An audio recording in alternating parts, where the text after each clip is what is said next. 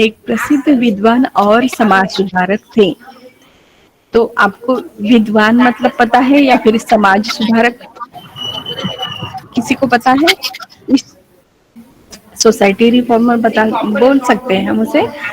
मतलब सोसाइटी में जो भी बदलाव लाना है वो बदलाव लाने की कोशिश ये जो है समाज सुधारक करते हैं। ठीक है। सोशल वर्क करने वाले जो लोग होते हैं आमतौर पर उन्हें समाज सुधारक कहा जाता है, आमतौर पर, हर बार नहीं। ओके। सोशल वर्कर मतलब समाज सुधारक नहीं, सोशल वर्कर मतलब समाज सुधार सेवा करने वाले होते हैं। और ये समाज सेवा करने वाले लोग जो होते हैं वही समाज सुधारक भी बनते हैं, मतलब समाज के लिए अच्छा काम करते हैं और बेहतर जिंदगी देने की कोशिश करते हैं जो लोग समाज में रहते हैं। तो ईश्वर चंद्र विद्यासागर भी ऐसे ही थे। वो एक विद्वान थे, बड़े ही होशियार इंसान थे। उसके साथ साथ वो समाज सुधारक थे, मतलब वो अपनी विद्वत्ता जो है वो समाज के लिए, समाज की उन्नति के लिए इस्तेमाल करते थे। वे बंगाल के निवासी थे, मतलब वो कहाँ के रहने वाले थे? तो वो बंगाल के रहने वाले थे। बंगाल में उनका बहुत सम्मान था, मतलब बंगाल के जो लोग थे उन्हें बहुत ही मानते थे और उनका सम्मान करते थे। वे सादा जीवन उच्च विचार वाले महापुरुष थे। देखो यहाँ पर उन्होंने कहा है कि वे क्या थे? सादा जीवन उच्च विचार वाले महापुरुष। इसी शब्द को लेकर मराठी में भी कहा जाता है कि साधा जीवन आणि उच्च विचार। तो सादा जीवन मतलब उनकी जो जरूरतें थी बड़ी सिंपल सी थी। उन्हें मतलब ज्यादा चीजें नहीं लगती थी अपनी जिंदगी गुजारने के लिए। जो नीड होती है, जैसे हम कहते हैं ना कि अन्न वस्त्र निवारा, यही उनको उनकी नीड होती है आम इंसान की। तो उनकी इतनी ही थी, इसलिए वो बहुत सिंपल लाइफ जीते थे। और वो उनके विचार कैसे थे? तो उच्च थे, मतलब वो समाज को सुधारना चाहते थे, समाज के लिए काम करना चाहते थे। कहीं भी कोई गलत इंटेंशन नहीं था उनका काम करने का। ऐसे वो कौन थे? महापुरुष, मतलब जो बहुत बड़ा काम करता है उन्हीं को महापुरुष कहा जाता है। ठीक है। तो हमने ईश्वर चंद्र जी के बारे में जानकारी ली कि ईश्वर चंद्र विद्यासागर एक प्रसिद्ध विद्वान थे, समाज सुधारक थे। वे कहाँ के रहने वाले थे? तो वो बंगाल के निवासी थे। बंगाल में उनका सम्मान होता था। वे सादा जीवन और उच्च विचार करने वाले एक महापुरुष हुआ करते थे।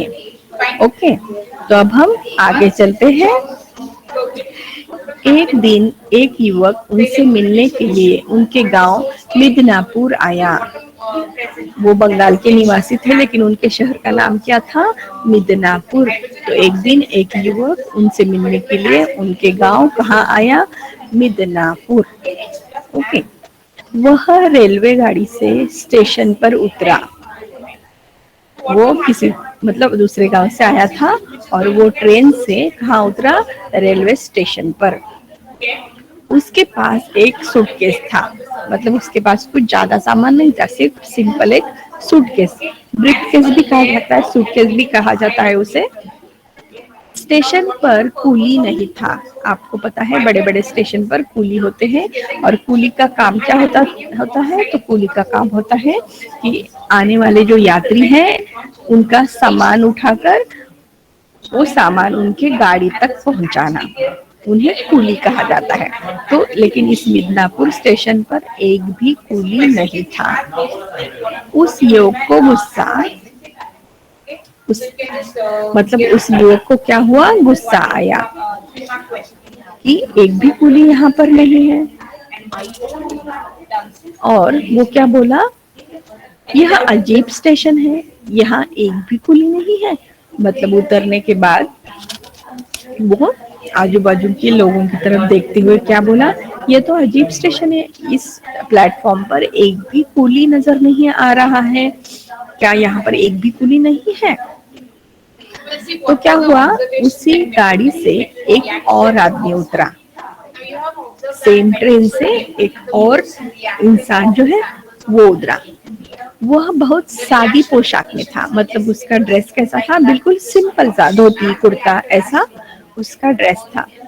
वह आधी बाह का कुर्ता और धोती और चप्पल पहने था। आधी बाह मतलब हाफ स्लीव्स का उसने कुर्ता पहना था, धोती थी और नीचे चप्पल थी। देखो यहाँ पर उन्होंने लिखा है आधी बाह का कुर्ता, धोती और नीचे चप्पल, बिल्कुल ऐसे सिंपल सादे वेश में वो उतरा था। वह आदमी उस युवक के पास आया और बोला, क्या बात है भाई? मतलब उसने उस इंसान से पूछा कि क्या बात है भाई? वह बहुत गुस्से में था। वो जो इंसान था वह बहुत ही गुस्से में था, मतलब जो उतरा हुआ इंसान था जिसके पास सूटकेस थी वो बहुत गुस्से में था। और वह क्या बोला, यह कैसा स्टेशन है, यहाँ एक भी कुली नहीं। मतलब उसे गुस्सा आ रहा था कि ये कैसा अजीब स्टेशन है, यहाँ पर तो एक भी कुली नहीं है। आगे वो चलते हैं, वो कहता है आगे जाके, मेरे पास सामान है।